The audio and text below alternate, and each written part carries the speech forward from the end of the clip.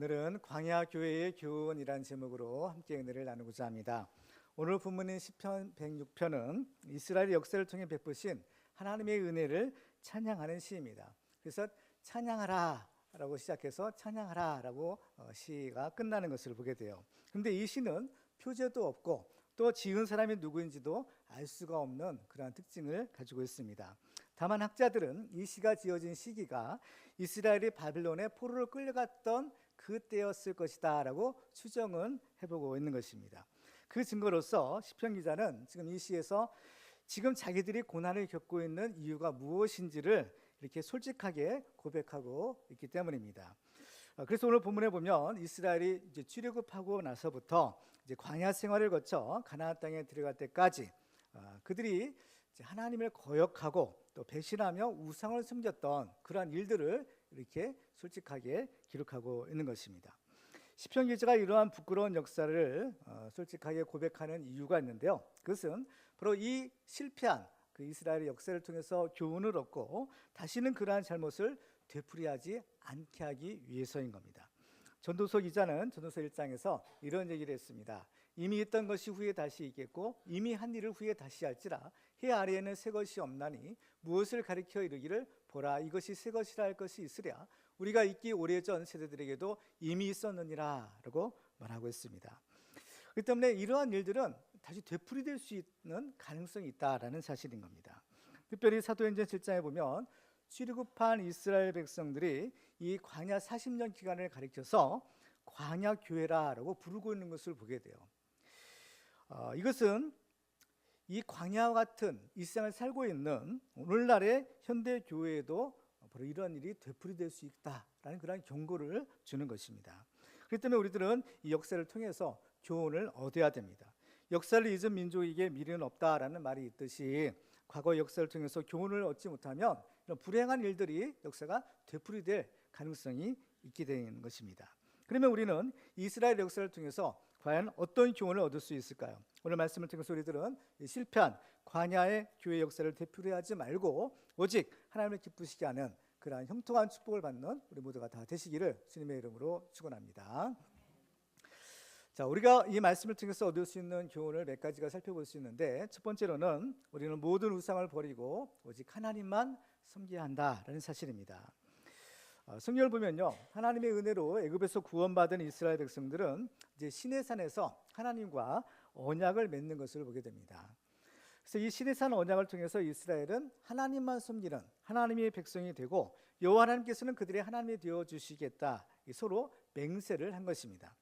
근데 이스라엘은 그 언약을 너무 쉽게 깨뜨리고 말아요. 하나님만 섬기기로 맹세했지만 그들은 바로 하나님을 배신하고 우상을 섬긴 것입니다. 오늘 본문 19절에 보면 그 사실을 이렇게 기록하고 있죠. 그들이 호렙에서 송아지를 만들어 부어 만든 우상을 경배하여 자기 영광을 풀먹는 소의 형상으로 바꾸었다라고 말씀합니다. 성경에 보면 이스라엘이 그 우상을 숭배하는 것은 마치 혼인서약을 하고 결혼한 사람이 그 배우자를 배신하고 간음죄를 짓는 것으로 비유하고 있는 것을 보게 됩니다. 그래서 우상을 섬기는 이스라엘은 하나님 앞에서 영적 간음죄를 저지르는 자들이 되고 또 그들은 이 영적 간음죄에서 더 나아가서 육체적으로도 간음죄를 저지르고 성적으로 타락한 자들이 되고 마는 것입니다.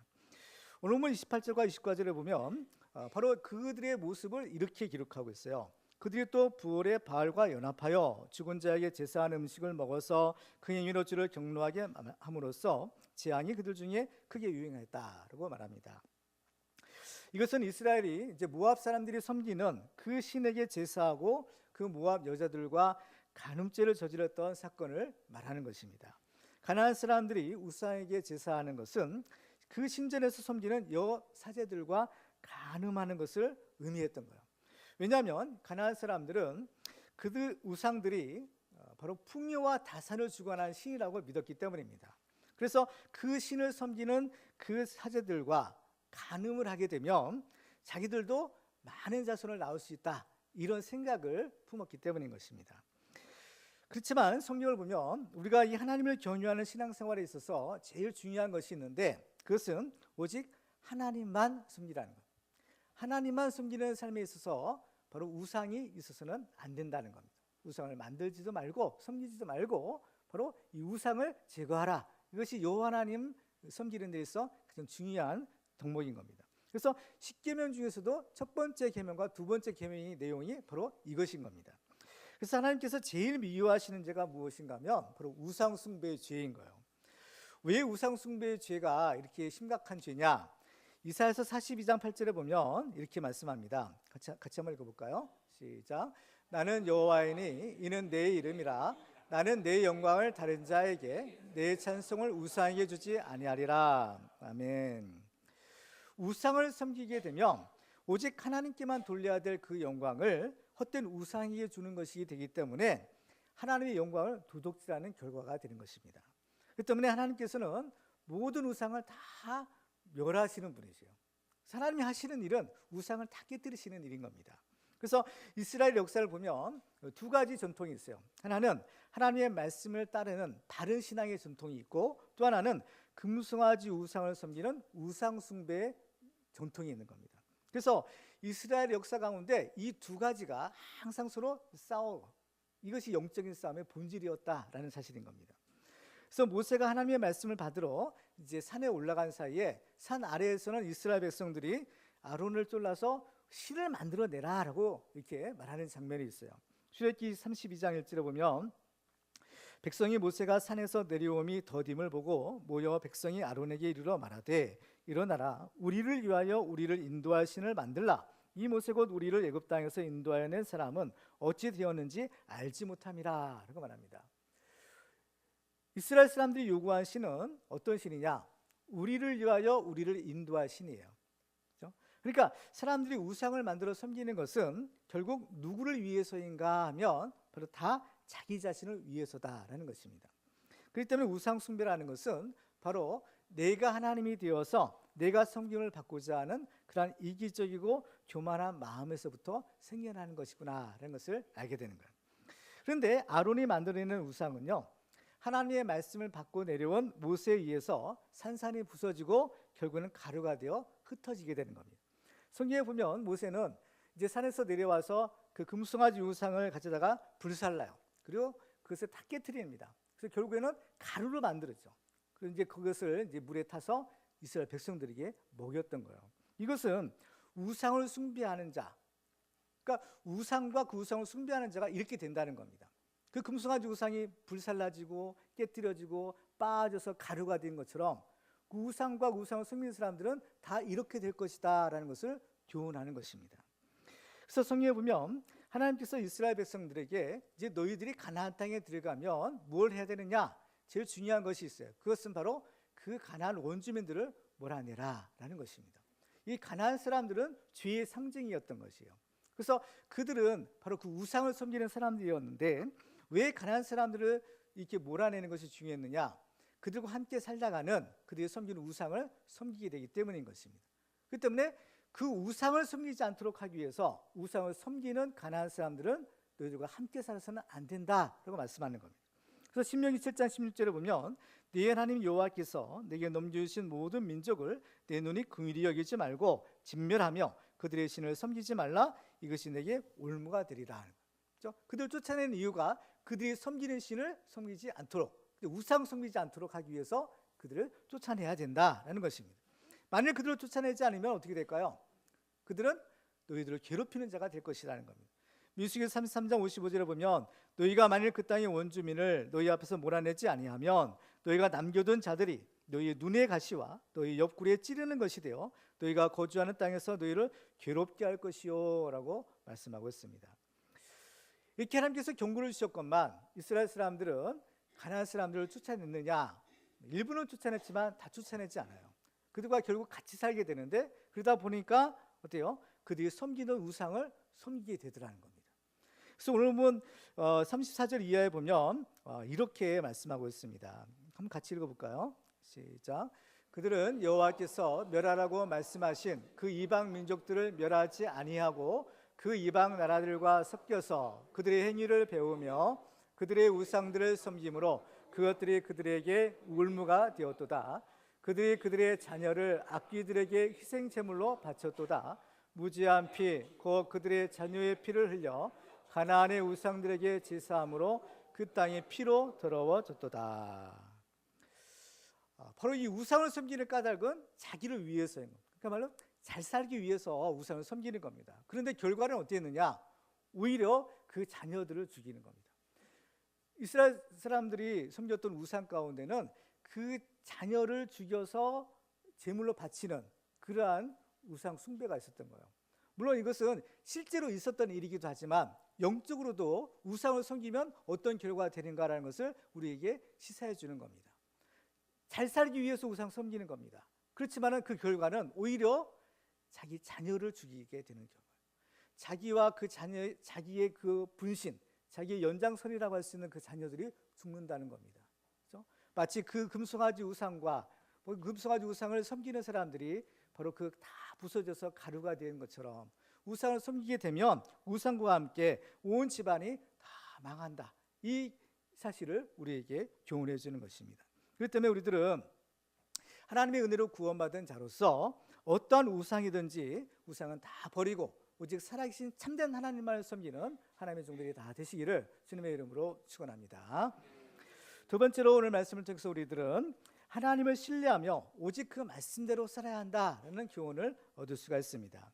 오늘 본문이 시작되는 13절을 보면 그러나라는 접속사로 시작이 되는 것을 보게 됩니다. 13절을 보시니까 그러나 그들은 그가 행하신 일을 곧 잊어버리며 그의 가르침을 기다리지 아니하고 라고 기록합니다. 앞부분에서 무슨 일을 기록했는가 하면 하나님께서 이스라엘 백성들을 구원해 내실 때 홍해의 바다 거기서 일어난 사건을 기록하는 거예요. 그들은 불평하고 원망했지만 하나님께서 은혜 주셔서 홍해 바다를 갈리셔서 그 바닷길을 육지같이 건너게 하시고 또 그들을 쫓아오던 애굽 사람들은 그 홍해 바다에 다 수장시켰던 그 일을 기록하는 겁니다. 그래서 이 사건을 체험한 이스라엘 백성들은 미리암을 위시해서 춤을 추면서 찬송하고 하나님께 영광을 돌린 거예요. 근데 오늘 본문에 보니까 그러나 어떻게 됐다는 것입니까? 그들이 그 하나님을 잊어버렸다는 겁니다. 그들이 구원 베푸신 그 하나님을 잊어버렸어요. 잊어버린 결과는 어땠을까요? 그들은 하나님의 말씀을 따르지 않고 욕심을 부리며 하나님을 시험했다는 겁니다. 14절 보시면 광야에서 욕심을 크게 내며 사막에서 하나님을 시험하였도다. 하나님의 은혜로 구원받아서 광야로 나왔는데 근데 그 광야에서 하나님을 섬기는 것이 아니라 오히려 욕심을 부리는 겁니다. 욕심을 크게 냈다 했어요. 그리고 하나님을 시험한 것입니다. 먹을 것이 떨어진 이스라엘 백성들에게 하나님께서는 만나를 내려서 그들을 살게 하시는 겁니다. 그렇죠? 그렇지만 이 만나를 거둘 때 법칙이 있어요. 하루에 먹을 양식만 거두라는 겁니다. 그런데 사람들은요 욕심이 생겨가지고 자기 먹을 것 이상을 막 거두죠. 그러니까 남은 이 만나가 어때요? 썩는 겁니다. 썩어서 거기서 악취가 나고 벌레가 나는. 그리고 또 이스라엘 사람들은 얼마 동안 만나 먹고 나니까 또 실증이 난 거예요. 그래서 애굽에서 먹던 고기가 생각나는 겁니다. 그래서 야 우리가 어떻게 이 만나만 먹고 살 수 있느냐? 이 하찮은 이 만나 우리가 이거 가지고 못 살겠다. 고기다. 이제 또 고기에 욕심을 부리는 것을 보게 됩니다. 그래서 오늘 본문에 보면 이들은 사막에서 하나님을 시험했다라고 하고 있어요. 하나님을 어떻게 시험했을까? 과연 무엇 가지고 하나님을 시험했을까? 출애굽기 17장에 보면 이스라엘이 신광야를 떠나 르비딘 광야에 도착했을 때 물을 찾지 못하는 일이 있었던 겁니다. 출애굽기 17장 2절과 7절에 보면 그들이 여호와를 시험했다라고 기록하고 있는데요. 한번 같이 읽어볼까요? 시작. 백성이 모세와 다투어 이르되 우리에게 물을 주어 마시게 하라. 모세가 그들에게 이르되 너희가 어찌하여 나와 다투느냐? 너희가 어찌하여 여호와를 시험하느냐? 그가 그곳 이름을 마사 또는 무리바라 불렀으니 이는 이스라엘 자손이 다투었으며 또는 그들이 여호와를 시험하여 이르기를 여호와께서 우리 중에 계신가 안 계신가 하였습니다라. 이 사람들이 하나님을 시험할 때 뭐 가지고 시험하느냐? 다 보면 먹는 거, 마시는 거 이거 가지고 시험하고 또 너무나 어처구니가 없는 것이 하나님이 우리 가운데 계신가 안 계신가 이거 가지고 시험했다는 겁니다. 하나님이 그들 가운데 계신 것은 너무나 분명한 사실이고 너무나 분명한 증거를 보여주시는 거예요. 지금 그들에게는 낮에는 구름 기둥과 밤에는 불 기둥이요 하나님께서 그리고 함께 하신다는 눈에 보이는 표적을 지금 보여주시는 것이고 또 그들이 지금 광야에 나올 수 있었던 것 구원받을 수 있었던 것이 하나님의 은혜로 하나님의 권능으로 하나님이 그들을 구원해 주신 겁니다. 그 하나님의 그 은혜로 구원받아서 지금 자기들이 광야에 나와 있는데 이 분명한 사실이죠. 자기들이 구원받은 것 자체가 하나님이 살아계시고 그들을 구원해 주신 증거임에도 불구하고 그걸 믿지 않고 하나님이 계신가 안 계신가 시험했다는 겁니다. 너무나 어처구니 없는 걸 가지고 시험한 것이죠. 그렇죠? 이스라엘 사람들은 하나님이 주시는 만나를 먹었지만 그렇지만 고기는 못 주실 거야. 하나님은 고기를 줄 수 있나 없나 한번 시험해 보자라고 하죠. 그리고 물이 떨어졌을 때에도 하나님은 만나는 내려주셔서 먹지만 마실 물을 줄 수 있을까? 하나님이 물도 주시나 한번 시험해 보자 이런 겁니다. 그들이 이렇게 욕심을 부리고 하나님을 시험한 결과는 과연 어떻게 됐을까요? 자, 15절을 같이 읽습니다. 시작. 그러므로 여호와께서는 그들이 요구하는 것을 그들에게 주셨을지라도 그들의 영혼은 취약하게 하셨도다. 이스라엘 백성들이 요구하는 것을 하나님이 어떻게 해요? 주셨다는 겁니다. 그때 요구하는 것을 주셨어요. 그렇지만 그것이 결코 그들에게 유익이 되지는 않았다는 겁니다. 가장 중요한 것이 있어요. 뭐냐면은 그 영혼이 잘 되는 겁니다. 그렇죠? 그래서 항상 이 축복도 순수가 있는 거죠. 내 영혼이 잘됨 같이 범사에 잘 되고 강건한 축복. 그래서 제일 중요한 것이 우리 영혼이 잘 되는 축복입니다. 그렇죠? 근데 그들은 자기들이 원하는 것은 얻었을지 모르지만 가장 중요한 그들의 영혼이 쇠약해졌다는 거예요. 고린도서 8장에 보면 음식은 우리를 하나님 앞에 내세우지 못하나니 우리가 먹지 않는다고 해서 더 못 사는 것도 아니고 먹는다고 해서 더 잘 사는 것도 아니다 라고 말합니다. 그렇죠? 하루 3끼 먹고 사는 것은 다 똑같아요. 그렇죠? 맛있는 음식을 먹고 사는지 아니면 그렇지 않은 음식을 먹고 사는지 뭐 이 정도의 차이지 다 먹고 사는 것은 똑같은 겁니다. 세상 사람들은 그런데 어떤가요? 제일 중요하게 여기는 것이 바로 먹고 사는 문제죠. 그래서 나라의 경제가 어려워져서 먹고 사는 것이 어려워지게 되면 아무리 좋은 정책을 펼친다 하더라도 결국에는 실패한 정부가 되는 겁니다. 그렇지만 하나님이 다스리는 나라는 바로 이 육신의 양식, 이 육신의 양식으로 먹고 사는 것이 문제가 되지 않는 나라예요. 왜냐하면 하나님이 다 알아서 책임져 주시기 때문인 겁니다. 우리를 지으시고 생명 주신 하나님께서는 또 우리가 먹고 살 수 있는 것도 하나님이 다 공급해 주시는 분이시다라는 것을 우리가 알고 믿어야 될 것입니다. 그래서 예수님께서는 마태복음 6장 25절에서 이렇게 말씀하셔요. 같이 읽어볼까요? 시작. 그러므로 내가 너희에게 이르노니 목숨을 위하여 무엇을 먹을까 무엇을 마실까 몸을 위하여 무엇을 입을까 염려하지 말라. 목숨이 음식보다 중하지 아니하며 몸이 의복보다 중하지 아니하냐. 26절도 같이 읽을까요? 공중의 새를 보라. 심지도 않고 거두지도 않고 창고에 모아들이지도 아니하되 너희 하늘 아버지께서 기르시나니 너희는 이것들보다 귀하지 아니하냐. 아멘. 그렇습니다. 그러니까 사람들은 자꾸 이게 먹고 사는 문제 이걸 제일 중요하게 여기지만 사실 먹고 사는 것은 우리가 염려하거나 걱정할 것이 아니라는 겁니다. 왜요? 하나님이 주시기 때문이라는 겁니다. 그 증거가 뭘까요? 예수님께서는 공중의 새를 한번 보라는 겁니다. 그렇죠? 참새조차도 그 새들조차도 하나님 먹을 것을 다 주시지 않겠느냐. 근데 너희일까 보냐라는 거예요. 그러니까 어떻게 해요? 하나님이 우리의 먹고 사는 것은 하나님이 다 책임져 주신다라는 것입니다. 그렇죠? 그 때문에 하나님을 믿는 우리들은 이 먹고 사는 것으로 염려하거나 하나님을 시험하지 말아야 되는 겁니다. 정말 중요한 것이 있어요. 그건 뭐냐면은 바로 하나님을 신뢰하고 그 말씀에 순종하는 것입니다. 신명기 8장 3절을 같이 읽어볼까요? 시작. 너를 낮추시며 너를 줄이게 하시며 또 너도 알지 못하며 내 조상들도 알지 못하던 만나를 내게 먹이신 것은 사람이 떡으로만 사는 것이 아니요 여호와 입에서 나오는 모든 말씀으로 사는 줄을 내가 알게 하려 하심니라. 아멘. 그렇습니다. 사람은 이 육신의 양식으로만 사는 것이 아니라 하나님의 입으로 나오는 모든 말씀으로 산다는 것. 이 영의 양식 이것이 가장 중요하다는 것입니다. 그렇기 때문에 결국 우리가 이 광야교회를 통해서 배워야 될 사실은 바로 사람이 떡으로만 사는 것이 아니라 오직 하나님의 말씀으로 사는 것. 이것을 우리가 배워야 된다는 겁니다. 그래서 우리는 하나님을 믿는 우리들은요, 하나님이 다 책임져 주시는 겁니다. 하나님의 자녀된 우리들을 왜 하나님께서 책임져 주시지 않겠어요? 하나님은 우리의 모든 것을 다 아십니다. 우리 머리털까지 다 세신 바 되어서 아신다고 했어요. 아시는 하나님이 왜 주시지 않겠느냐는 것. 그러니까 우리 이런 것들 염려하지 말아야 되는 겁니다. 그래서 하나님을 믿는 우리들은 우리를 책임져 주시는 그 하나님을 믿고 그 말씀대로 살아가는 하나님의 종들이 다 되시기를 주님의 이름으로 축원합니다. 세 번째로 오늘 말씀을 듣고 우리들은 우리를 사람을 살리는 이 중보자의 사명을 감당해야 된다라는 사실을 우리가 얻을 수 있습니다. 오늘 본문에는 이스라엘이 하나님께 거역했던 일들을 기록하고 있어요. 오늘 16절로 18절 보시면요, 그들의 진영에서 모세와 여호와의 거룩한 자 아론을 질투하며 땅이 갈라져 다단을 삼키며 아비람의 당을 덮었고 불이 그들의 당에 붙으며 화염이 악인들을 살랐도다. 고라의 무리들이 이제 반역한 사건을 기록하고 있는데, 땅이 갈라져서 그 반역의 무리들을 삼켜버리고 또 여호와의 제단에서 불이 나와서 분향하던 사람들을 다 살라버렸다는 겁니다.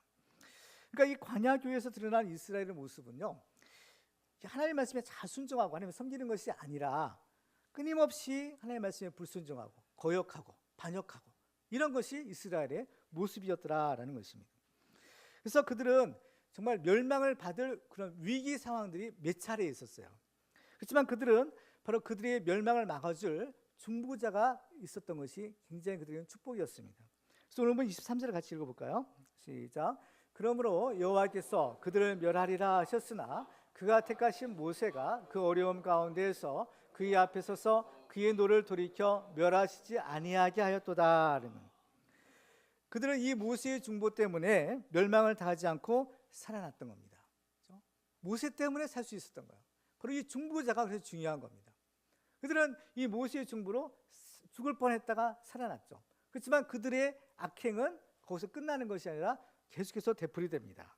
24절 이하에 보면 그들의 죄를 또 이렇게 열거하죠. 그들이 그 기쁨의 땅을 멸시하며 그 말씀을 믿지 아니하고 그들의 장막에서 원망하며 여호와의 음성을 듣지 아니하였도다. 이러므로 그가 그의 손을 들어 그들에게 맹세하기를 그들의 광야에 엎드러지게 하고 또 그들의 후손을 무 백성 중에 엎드러뜨리며 여러 나라로 흩어지게 하리라 하시도다. 그들이 또 부월의 바알과 연합하여 죽은 자에게 싼 음식을 먹어 그 행위로 주를 경노하게 함으로써 재앙이 그들 중에 크게 유행하였다.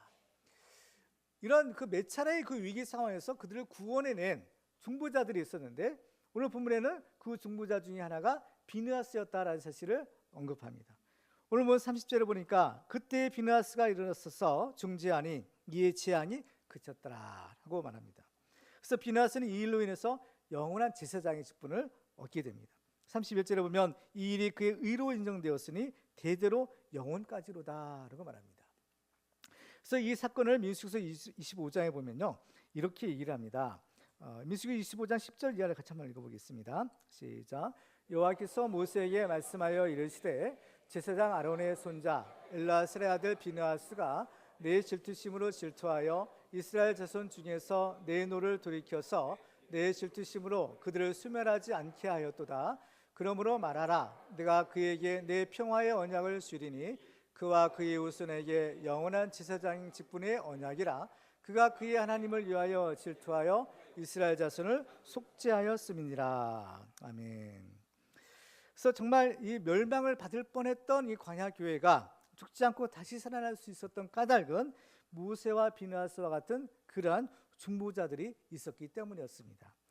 그런데 이 모세와 비느하스의 중보는 장차 오실 우리의 대제사장 되시는 예수 그리스도의 중보의 예표가 되는 사건이었던 것이에요. 그래서 예수님의 이 대속의 중보 때문에 우리들도 죽을 수밖에 없는, 멸망받을 수밖에 없는 죄인들이지만 다시 살 수 있는 그 은혜를 입게 된 것입니다. 그러니까 이스라엘이 한 번만 은혜 입은 것이 아니라 제2의 제3의 끊임없는 은혜를 입게 된 거예요. 이와 같이 우리들도 그 예수 그리스도의 대속의 은혜로 인해서 우리들도 정말 제2의 제3의 끊임없는 은혜를 입게 되는 겁니다. 그렇죠? 그러니까 지금 시편 기자가 바벨론의 포로로 끌려가서 그 고난 가운데 바로 이 사실을 언급하는 겁니다. 왜냐? 과거 광야 교회에서 하나님 이스라엘 백성들이 하나님을 거역하고 반역했던 그러한 패역한 이스라엘 백성들, 하나님께서는 그럼에도 불구하고 그들에게 은혜 주셔서 지금 자기들이 이렇게 가나안 땅에서 이스라엘 나라를 건설하며 살아왔다는 겁니다. 그렇지만 자기들이 또다시 범죄하여 이렇게 그들의 포로로 끌려가는 이러한 엄청난 이 재앙을 맞이했지만, 그러나 그 광야 교회를 하나님이 다시 은혜 주시고 살려주신 그 하나님이 지금도 살아계시기에 그 하나님을 믿고 바로 그들의 죄를 회개하면 하나님께서 우리를 다시 회복시켜 주실 것이다. 이 믿음을 갖고 지금 이 시에서 그 사실을 고백하는 것입니다. 그렇기 때문에 정말 우리들은요, 이 하나님의 이 은혜를 입어야 되는 겁니다. 은혜가 중요해요. 그래서 예수를 믿는 우리 성도들에게 바로 이 왕 같은 제사장의 직분을 주시는 거예요. 베드로전서 2장 9절 같이 읽어볼까요? 시작. 그러나 너희는 택하신 족속이요 왕 같은 제사장들이요 거룩한 나라요 그의 소유가 된 백성이니 이는 너희를 어두운 데서 불러내어 그의 귀한 빛에 들어가게 하신 이의 아름다운 덕을 선포하게 하려 하심이라. 아멘. 특별히 우리들에게 왕 같은 제사장들이다라고 하셨어요. 제사장이 직분을 주신 겁니다. 제사장이 하는 일, 가장 중요한 일은 바로 하나님과 백성 사이에 그 죄를 대속함으로써 중보자의 역할입니다. 하나님과 죄인들을 어떻게요? 화해시키는 중보자의 역할이 제사의 역할인 겁니다. 그런데 우리들은 보통 세상이 아니라 왕 같은 세상의 직분을 주십니다. 지금도 보면 하나님과 죄로 인해서 원수된 사람들이 얼마나 많이 있습니까? 그들을 그대로 두면 그들은 멸망받을 수밖에 없는 죄인들이에요. 그들이 살기 위해서는 모세와 비느하스와 같은 중보자가 필요하고 예수님 같은 중보자가 필요하다는 겁니다. 그 예수 그리스도의 중보의 은혜로 우리가 죄사함 받고 하나님과 화목된 우리들은 이제 이 왕 같은 세상의 직분으로 하나님 앞에서 죽을 자를 살리는 이 중보자의 사명을 감당해야 된다. 이것을 통해서 우리가 이 광야교회를 통해서 얻을 수 있는 교훈인 겁니다. 그래서 우리들은 이 사명을 감당함으로 우리 자신도 살고 많은 사람을 살리는 이 사람을 살리는 일을 우리가 해야 될 줄로 믿습니다. 그래서 우리들도 하나님 앞에서 이 사람을 살리는 이 중보자의 사명을 감당하는 축복의 중들이 다 되시기를 주님의 이름으로 축원합니다. 마지막으로 오늘 말씀을 통해서 우리가 얻을 수 있는 교훈은 우리는 오직 믿음으로 순종하여 하나님의 기적을 체험하고 하나님께 영광을 돌려야 한다라는 사실입니다. 자, 오늘 부분에는요, 마지막 부분에 이 모세가 가나안 땅에 들어가지 못했던 일을 기록하고 있어요. 32절 보시면 그들이 또 무리바 물에서 여호와를 노하시게 하였으므로 그들 때문에 재난이 모세에게 이르렀나니라고 말합니다. 모세는 우리가 다 알다시피 하나님의 충성된 종으로서 이스라엘 백성들을 출애굽시키고 그들을 가나안 땅으로 인도해낸 위대한 지도자입니다. 그럼에도 불구하고 정작 모세 자신은 가나안 땅에 들어가지 못하게 되었는데 그 이유가 바로 이 무리바 물 사건 때문이었다라는 겁니다. 이스라엘 백성들이 광야 생활을 할 때 반석에서 물이 나오는 기적은 총 2번에 걸쳐서 일어나게 되는데요. 첫 번째로는 출애굽기 17장에 기록된 르비딤 광야에 있을 때의 사건입니다. 이때 하나님께서는 모세에게 반석을 쳐서 물을 내라고 명령하시죠. 출애굽기 17장 6절을 보시면 내가 호렙산에 있는 그 반석이 거기서 내 앞에 서리니 너는 그 반석을 치라. 그것에서 물이 나오리니 백성이 마시리라. 모세가 이스라엘 장로들의 목전에서 그대로 행하니라 그랬어요. 그래서 그 반석에서 물이 나와서 이스라엘 백성이 물을 먹고 살 수 있었죠. 두 번째 사건은 민수기서 20장에 기록된 신광야에서의 있을 때요. 이때 하나님께서는 모세에게 반석에게 명령하여 물을 내라고 하십니다. 민수기 20장 7절과 8절 보시면요, 여호와께서 모세에게 말씀하여 이르시되 지팡이를 가지고 내 형 아론과 함께 회중을 모으고 그들의 목전에서 너희는 반석에게 명령하여 물을 내라 하라. 내가 그 반석이 물을 내게 하여 회중과 그들의 짐승에게 마시게 할지니라 라고 말씀합니다. 근데 모세는 결과적으로 어떻게 했느냐 하면 첫 번째처럼 그 반석을 지팡이로 치는 겁니다. 민수기 20장 10절과 11절 보시면요, 모세와 아론이 회중을 그 반석 앞에 모으고 모세가 그들에게 이르되 반역한 너희여 들으라. 우리가 너희를 위하여 이 반석에서 물을 내려 하고 모세가 그의 손을 들어 그의 지팡이로 반석을 2번 치니 물이 많이 솟아나므로 회중과 그의 짐승이 마시니라. 근데 이 일에 대해서 하나님께서는요 이렇게 말씀하시는 겁니다. 분명히 반석에서 물이 나왔어요. 물을 또 백성들이 마시고 살았습니다. 그런데 하나님은 이런 말씀을 주세요. 민수기 20장 12절을 같이 읽겠습니다. 시작. 여호와께서 모세와 아론에게 이르시되 너희가 나를 믿지 아니하고 이스라엘 자손의 목전에서 내 거룩함을 나타내지 아니한 고로 너희는 이 회중을 내가 그들에게 준 땅으로 인도하여 드리지 못하리라 하시니라. 여기서 보면 하나님께서는 모세와 아론에게 너희가 나를 믿지 아니하고 내 거룩함을 나타내지 아니했다라면서 그들의 잘못을 지적해 주세요. 결국 하나님의 말씀을 믿지 못하고 하나님의 영광을 가로챈 죄 때문에 그들은 가나안 땅에 들어갈 수가 없게 된 것입니다. 그러니까 모세와 아론조차도 바로 이 광야의 시험에 이제 실패한 결과를 갖게 되는 거죠. 신명기 8장 2절 같이 읽어볼까요? 시작. 내 하나님 여호와께서 이 40년 동안에 내게 광야길을 걷게 하신 것을 기억하라. 이는 너를 낮추시며 너를 시험하사 내 마음이 어떠한지 그 명령을 지키는지 지키지 않는지 알려 하심이라. 아멘. 결국 하나님이 보시는 것이 뭐냐? 그렇죠? 그 명령을 지키는지 않는지 보시는 겁니다. 그렇죠? 그 명령이 뭐야? 말씀이죠. 하나님의 말씀을 지키는가 지키지 않는가, 이게 관건이더라는 겁니다. 그러니까 우리는 하나님이 하신 말씀은 그 말씀이 무엇이든지 그대로 믿고 순종해야 됩니다. 반석을 치라 하시면 쳐야 되고 반석에 명령하라 하시면 명령해야 되는 거예요. 하나님의 말씀이 우리 인간의 상식과 경험과 맞지 않아도 하나님의 말씀을 존중하고 하나님의 말씀대로 믿고 그 말씀대로 순종하는 것입니다. 하나님의 말씀을 믿고 순종할 때 하나님의 기적을 체험할 수가 있는 거예요. 요한복음 11장에 보면 예수님께서 이제 죽은 나사로를 살려주시려고 그 무덤을 가로막고 있던 바위를 옮겨 놓으라라고 하셨어요. 그러니까 옆에 있던 마르다가 주여 죽어서 나흘이나 되매 이미 벌써 냄새가 납니다. 사람이 죽어서 장생이 나흘이나 됐으니까 벌써 이제 썩기 시작한 거죠. 그 썩는 냄새가 벌써 난다는 겁니다. 이미 사람이 죽어서 썩어서 냄새나는 그 사람을 어떻게 하시렵니까? 그 돌 굴려봤자 뭘 하시렵니까? 그러니까 예수님이 이런 말씀을 주세요. 요한복음 11장 40절을 같이 읽습니다. 시작. 예수께서 이르시되 내 말이 내가 믿으면 하나님의 영광을 보리라 하지 아니하였느냐. 아멘. 그래서 무엇하면요? 내가 믿으면 하나님의 영광을 보리라. 믿으면 하나님이 하시는 일을 체험할 것이다. 중요한 것은 믿음이죠. 근데 그 믿음은 뭐예요? 구체적으로 그 말씀에 순종하면 돌을 옮겨 놓으라는 거예요. 옮겨 놓으라 하면 옮겨 놓는 겁니다. 이것이 믿음인 거예요. 그렇죠? 갈릴리 가나의 혼인잔치에서 포도주가 떨어졌어요. 그러니까 예수님의 모친이 가인들에게 예수님께서 무슨 말씀을 하시든지 그대로 행하라는 거예요. 그러니까 예수님께서 그 항아리에 그렇죠? 물을 다 채워놓으라는 거예요. 무슨 이유인지는 몰라요. 물은 물이에요. 채워놨어요. 이 물을 떠서 연회장에 갖다 주라. 갖다 줬어요. 그러니까 어때요? 그 물이 변하여 포도주가 된 겁니다. 이게 하나님의 능력인 거죠. 믿으면, 순종하면 하나님의 영광을 보게 되는 것입니다. 하나님께서는 모세와 아론에게 너희가 나를 믿지 아니하였다라고 하셨어요. 모세와 아론이 하나님을 믿지 않는 사람이 아닌 겁니다. 하나님을 믿는 사람이죠. 근데 왜 하나님께서는 그들에게 너희가 나를 믿지 않았다라고 하실까요? 그러면 말씀에 순종하지 않았다는 겁니다. 하나님께서는 그 반석을 명령하여 물 내라고 했는데 반석을 쳤던 거예요. 살아있는 반석이라는 것은 살아있는 것이 아니죠. 그렇죠?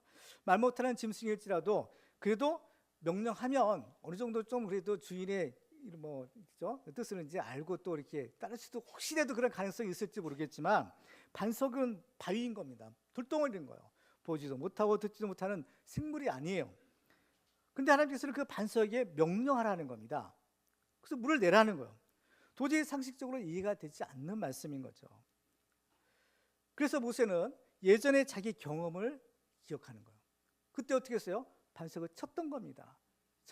쳐서 물이 나왔어요. 그래서 명령하는 것이 아니라 쳐서 자기 경험을 따라 하나님의 말씀을 따라가는 것이 아니라 자기 경험을 따라 친 거예요. 친 거예요. 근데 이 반석을 쳐서는 안 되는 이유가 있어요.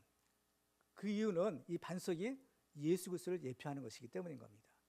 자, 고린도서 10장 4절 같이 읽습니다. 시작. 다 같은 신령한 음료를 마셨으니 이는 그들을 따르는 신령한 반석으로부터 마셨음에 그 반석은 곧 그리스도시라. 목말라 죽어가는 이스라엘 백성들에게 그 반석에서 생수가 터져 나와서 그들을 살렸는데 그 반석이 예수님이었더라는 거예요. 예수님. 모세가 처음에 반석을 쳐서 물을 낸 것은 이제 예수님이 십자가에 달려 돌아가실 때 그 육체가 찢김을 당하게 된 거. 못 박히시고 창을 받으시고 찢겨요. 그래서 그 물과 피를 다 쏟으신 것을 말하는 거예요. 그래서 그 반석에서 생수가 솟아나 이스라엘 백성들이 그 물을 먹고 살 수 있었던 것처럼 그 예수님은 우리를 살리는 이 성령의 생수를 주시는 분인 겁니다. 그 반석에 터져나온 생수가 성령의 생수예요. 요한복음 7장 37절로 39절을 같이 읽을까요? 시작.